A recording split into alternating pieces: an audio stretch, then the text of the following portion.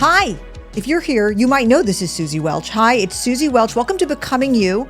Becoming You is a methodology. It is what this podcast is about, roughly speaking. It's a methodology that helps you answer the question, what should I do with my life? Which we all have all the time, even me, even famous people, even people just starting out. But it's also a lifelong methodology that you return to again and again when you are wondering, wait, is this the right thing for me to be doing? I teach it at NYU Stern School of Business. I'm super glad you're here.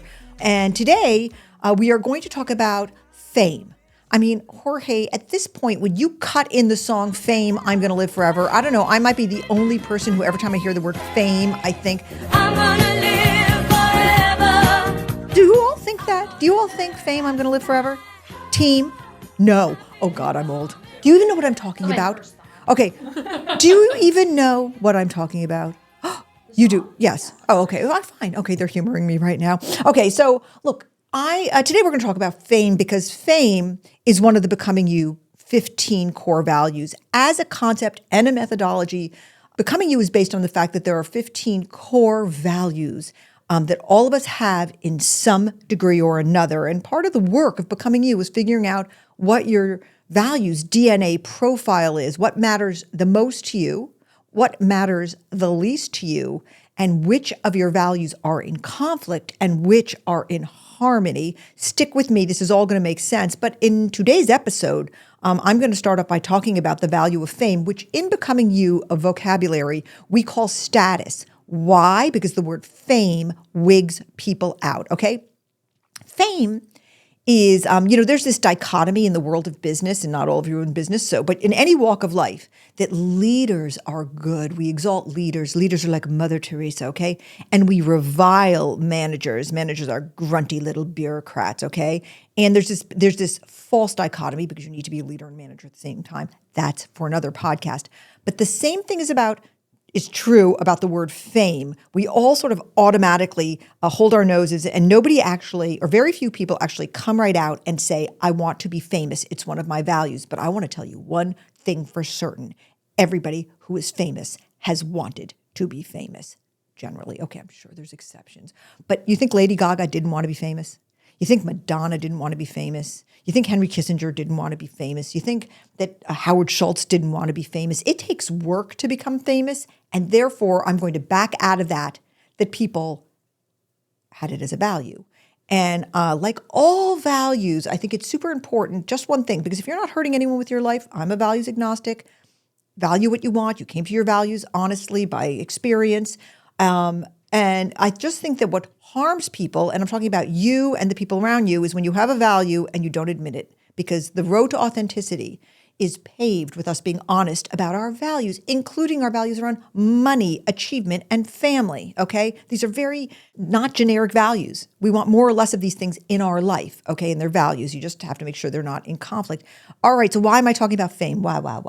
Well, the other day I was invited to the U.S. Open by my bank. They're very nice. JP Morgan, I love you.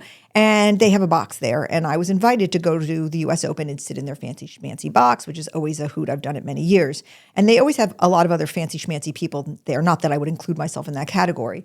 They have fancy people there for us to get our pictures taken with and to chit chat with. Well, who was there when I walked in the door? I walked in the door and somebody said to me immediately, there's Steph Curry. Now, I'm not a gigantic basketball fan, but I know greatness when I'm in the room with it. And he is, to my mind, raise your hand if you think Steph Curry is not great. Okay, I knew it. So I thought I'm going to try to unpick my thoughts. I didn't think, I want to be in the presence of fame and greatness. I thought, oh my God, I have to have this picture for my newsletter, for LinkedIn, and for my kids.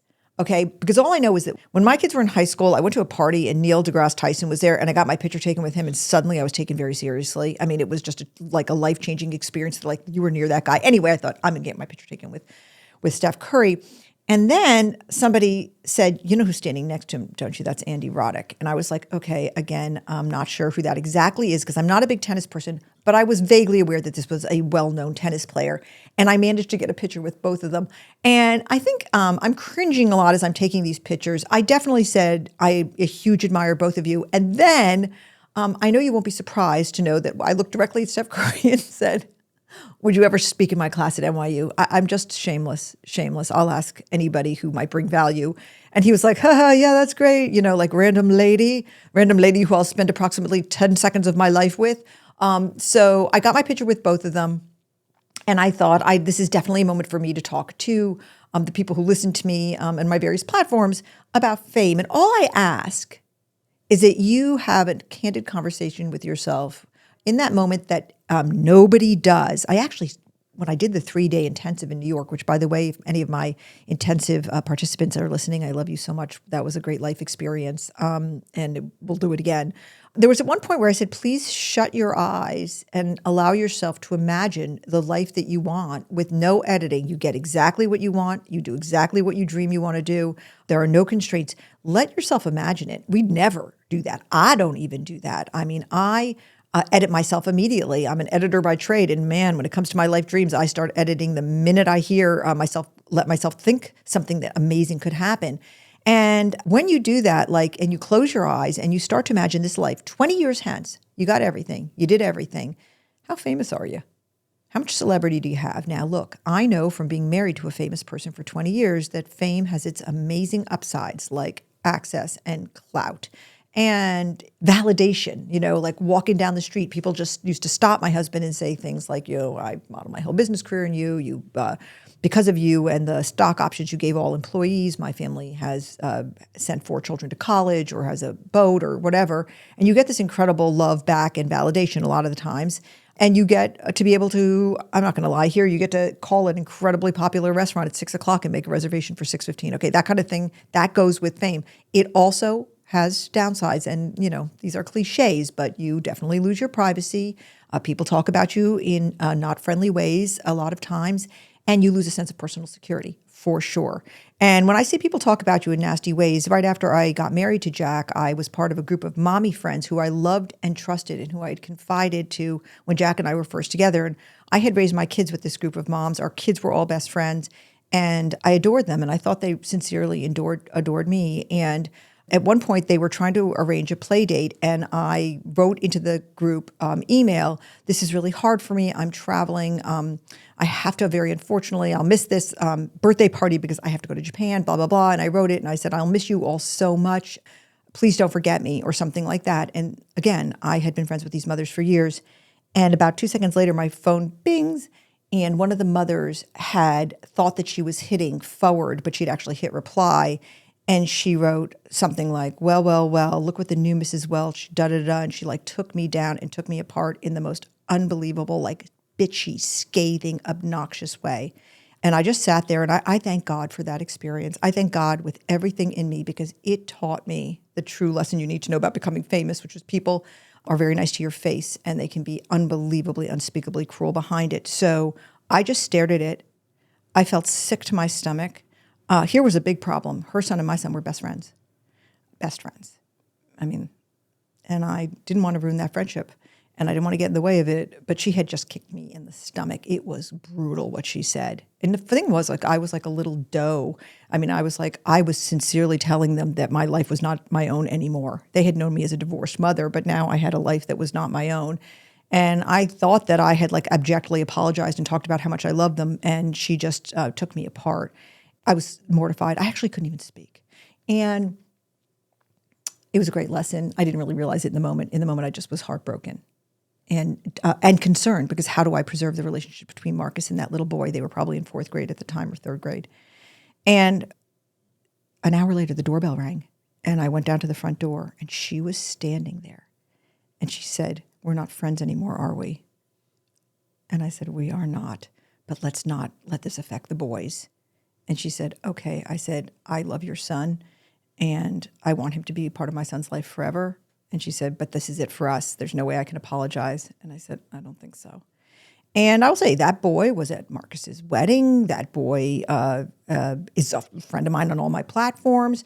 And he and Marcus are still dear friends. And she and I are cordial to each other on all social media platforms. But man, I'm grateful to her for showing me what fame does to people. So I know the upsides and downsides.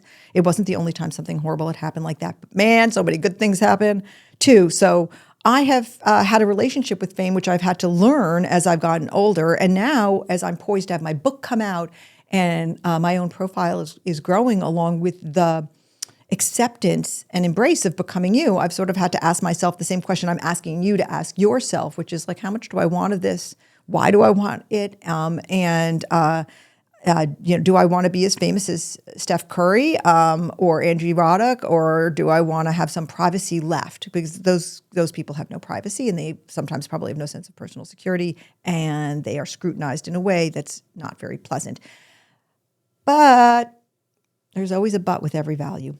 Anyway, that's my little screed on fame today. We never talk about it as a value, but this is the last thing I'll say about it. And as you know, I often say it's the last thing and then it's not. But I would say this is the last thing I'm going to say about it. I came up with the Becoming You values vocabulary because I didn't believe that any of the current tools that were available widely included all the values that our current culture has in it. For instance, the most notable famous values inventory is the Schwartz Values Inventory, which was created as an academic rubric, and it doesn't have flexibility as a value. And I think that that's a huge value for a lot of people today. It doesn't have fame either.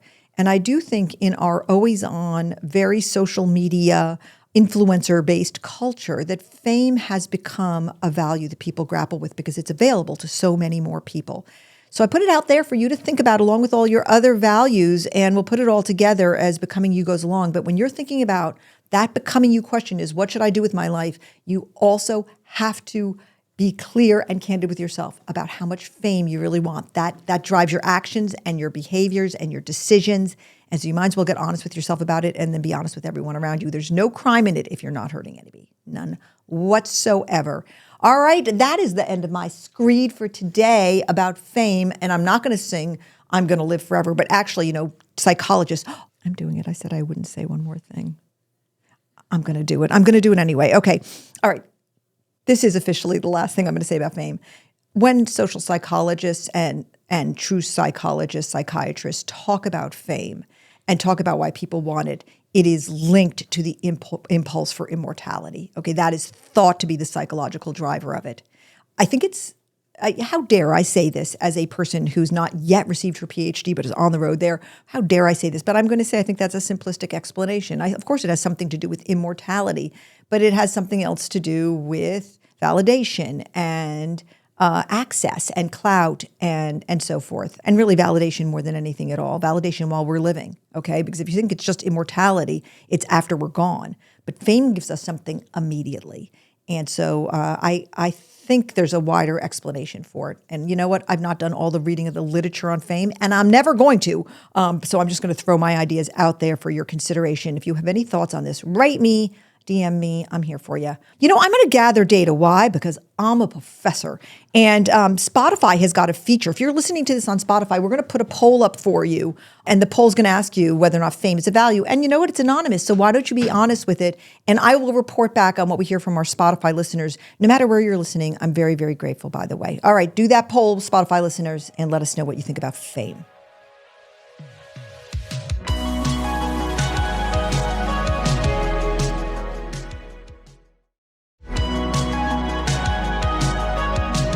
All right, we've entered the portion of the show where I tell you to check something out, and I'm going to do so. We're having a debate here in the studio, and I'm going to love your opinions on this. Okay, I don't like doing this because I'm Suzy Sunshine here, but I'm going to say I can't honestly tell you to check out The Perfect Couple on Netflix, although every single person in the world is watching it. Aliza, you're watching it, correct? I am. How about you, Maddie? You watching it also? I'm not. I was booted from the family Netflix, so I have no Netflix access. All right. Jorge, I'm just going to assume you're not watching it. How about your wife? Is she watching it? I don't think so. Okay. All I know is that Stephanie Rule, who is a famous newscaster and who I admire and follow on all different platforms, said, can we please talk about The Perfect Couple? And she got 1,400 not likes, comments. Okay. So obviously people are watching it. Now, my interest in watching it immediately was that it takes place it purportedly takes place on the island of Nantucket, where I spend my summers when I'm lucky. And it's written by Ellen Hildebrand, who I do not know personally, but is a good friend of friends of mine. And I wildly admire her because she has built an industry out of her writing. She has built an industry out of doing something she's incredibly good at and loves. But one of the greatest things about her from that I spy with my little eye is that she really talks to and connects with her readers. Like she does these things out in Nantucket where women pay and they come and they spend like a weekend just talking to her. That's fantastic. And I think it's a beautiful thing. It's something I endeavor to do with Becoming You in terms of like doing these intensives and trying to get out there and meet people who are using it and have connection. So I admire her and in every way. But so I was dying to watch The Perfect Couple.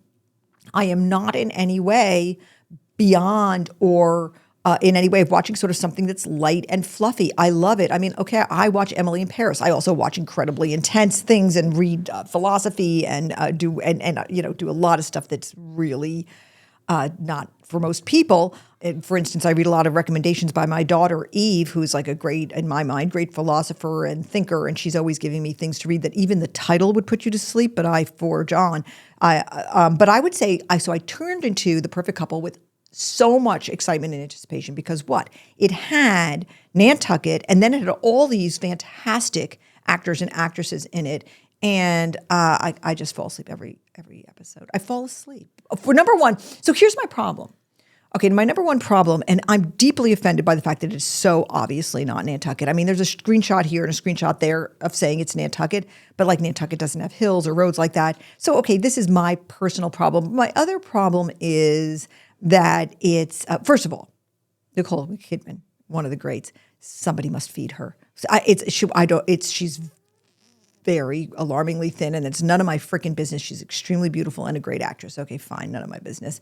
But I'm sort of obsessed with her because I don't know how you stop time like that. I would like to know how one stops time. But I think I finally met my match with Too Light and Fluffy. But Eliza, you're loving it. What's the story with that? Well, I'm loving to hate it. Okay. I can't stop watching it. Yeah. But it's not good. Like, I would say it's just like a bad version of, like, it's a wannabe Big Little Lies. Yes. Like, I feel like that was done really well. Right. But it's just so cheesy and stuff, but I can't stop watching. Yeah, I know. It's like one of those, like, just cliffhanger shows. Right. I'm like that with Emily in Paris in that I'm like, this is so bad. But you know what? Sometimes in this world, your brain needs a break.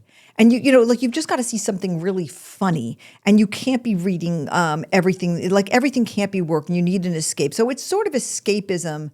But escapism sort of owes you the honor of staying awake, and I've not yet managed to do that. And in fact, last night I was watching the final episode, which I guess they reveal who did it, and I fell asleep twice. And then I did, and then I was like, I'm going to find out who did it if it kills me. And then I went to watch the debate, so which was a necessary watching. So tell us your opinions on this show. I love the fact that it makes people talk, and actually, in general, I love pop culture that people can talk about, and it brings us together, and we can all just talk about without it becoming politicized. And this is actually one of those rare things which you can talk about with anybody. So I'm all in favor of those. I can't think of anything else offhand. Sports, I guess. Sports are still kind of the last bastion where people could just talk about stuff and it doesn't get bigger than just sports sometimes. Okay. Anyway, that's my maybe check it out. Check it out if you truly want escapism. And unlike me, you don't care if it's really Nantucket. Okay. I just looked it up. Yeah. And the house that they were filming at is in Chatham, in Cape Cod. Okay. So they weren't on rest my case. It just doesn't look. And I know why they didn't film in Nantucket. I know Nantucket's ridiculously expensive. I mean, you go to Nantucket, you get a stop into a roadside thing and get like a Diet Coke, and it's going to set you back $15. I mean, Nantucket is a little tiny island. Everything is expensive once it gets there, and you don't want to pump gas in Nantucket. Honestly, you just do not. That is like very, very expensive. So they didn't film there because they would have bankrupted the whole operation, and I don't blame them. So it was definitely not Nantucket. But I will say this: if you ever do get a chance in your life to visit the island of Nantucket, it is one of those magical places that changes you. There's something about the color of the sky. And after a couple of years of going to Nantucket, well, you never really get used to it. But I think I sort of absorbed it, and I thought this is a magical place, and I'm there every single summer. My best friend Sue, who I speak about on this podcast frequently, comes out and visits me, and we play golf. And usually the way it goes when we play golf is we play one spectacular round, and then we play one round where we should be arrested. I don't know why it is, right? But we're usually laughing so hard the second round. We actually played in the member guest club championship at the Sankaty Golf Club, and we came in dead last. And we went around shouting, "We're dead effing last." And nobody thought it was as funny as we did, but we We did. We were wearing matching outfits, also annoyed people. And actually, I think that Sue got us hats, matching hats that said, "We are the winners" or something. It was awful. Anyway, we were inappropriate. And so one year she decided to bring out her son, Robert, with her. And she said, "Can I bring him? He's never seen Nantucket." And I said, "Sure." So I picked her up in the red Jeep, which is like a classic Nantucket red Jeep with no sides, no top. And I get her at the ferry, and he jumps in the back seat. And we're driving along, chatting and catching up. It's a sight to behold when she and I are together, yammering away. And we're talking for like 15 minutes straight. And then at one moment, I turn around to look at Robert in the back seat. And he was like in a silent scream with his hands thrown up and his eyes wide open. And he was like he had seen like a ghost, terrible cliche, but he was speechless with shock. And I almost drove the car off the road, and I said, "What's wrong?" And he said, "What is this place? What is this place?" And that's how beautiful it is. And I think that I felt that like when I went to Normandy and I saw the graves, and I remember turning to Jack saying, "What is this place?" I felt that way on the cliffs of Moher in Ireland, where I thought, "Oh my God, I've spent my entire life and I did not know this place existed." And I had a "what is this place" moment. And when Jack and I went to the Taj Mahal on our 10th wedding anniversary, we stood there with tears streaming down because that's a temple to love. He built that for his wife after she died. And we had a "what is this place?" There are places that change you. And if you can get to them, go there. Like I am obsessed, along with my daughter-in-law, Eva, we are both obsessed with Scotland. I've been to 69 countries, but I've never been to Scotland. It's on my list. And I know when I get there, I'm going to have a whole bunch of "what is this place" moments. I follow every Scotland feed on Instagram. If you looked at it, you would think, "What is this woman must be Scottish," but no. So I do urge you to go to "what is this place" places on your bucket list. New York is a "what is this place" to me. I am always in that moment when I'm, seeing the industry of New York, seeing the excitement and the intensity of it. So do that. I have that all over the world. What is it? I used to drive Jack out of his mind because every time we went to a cool place, I would say to him, "I could live here." And he's like, "We live in New York City." And I'm like, ready to move to Tallahassee, Florida and things like that. So do that and enjoy that show, and don't get too uptight about it not being Nantucket, but also go to Nantucket. All right, little tiny break.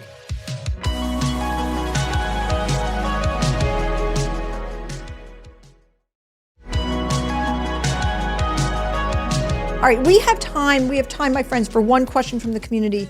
Elisa, what do we have? Thank you, by the way, everyone who sends questions. I love them, and they mean a lot to me. Go ahead. What do we got? Today's question is, what if you don't dream of labor? I struggle to get clear on this because I just want to keep on learning on different topics and not be constantly delivering results. Yes.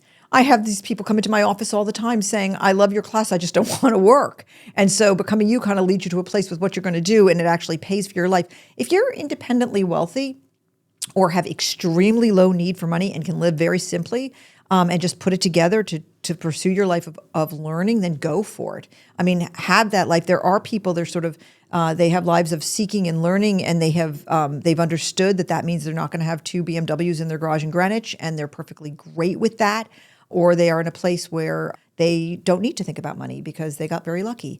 And I would say if you do have to work, there are jobs that accommodate constant learning. One of them would be teaching at a college or university level, because you do constantly learn and do research and have a life of the mind. You do have to teach, though, and to teach well takes a lot of preparation and a lot of work. Take it from me, okay?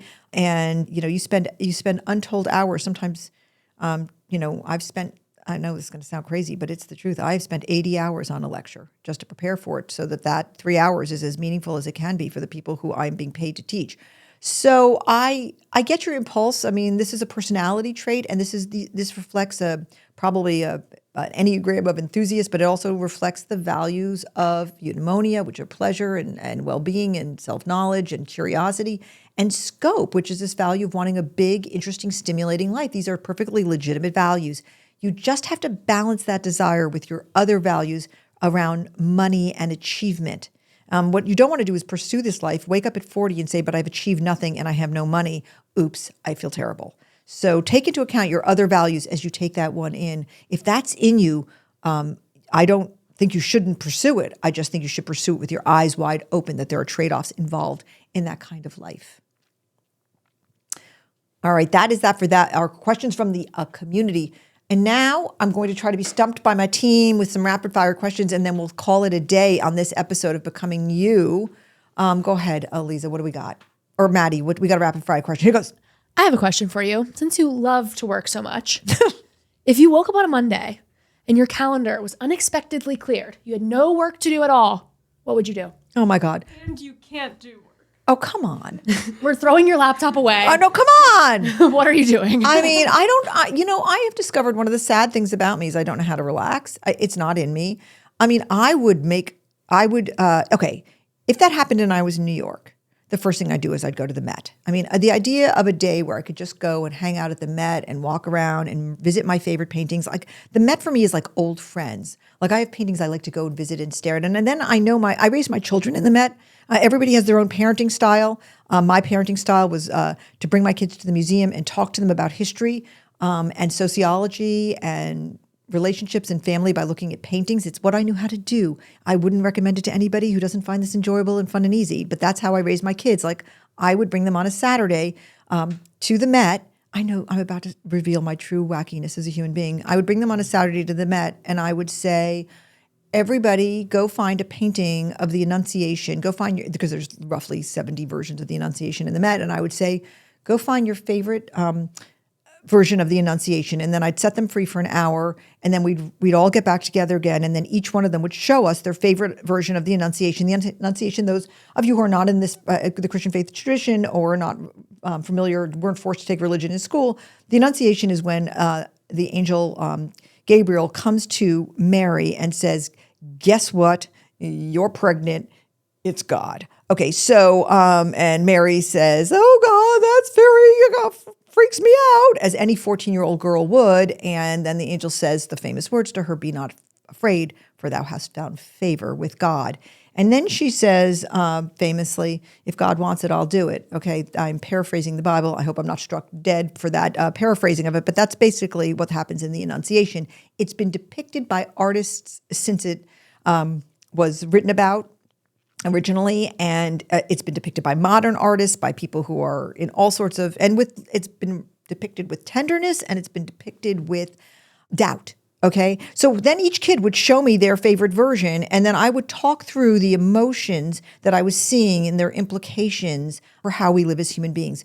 Don't you think it was a freaking laugh ride to have me as a mother? Most mothers are like, let's go to the mall or have ice cream or play soccer. But no, I was forcing my children to do this kind of thing. And you know what? They all lived.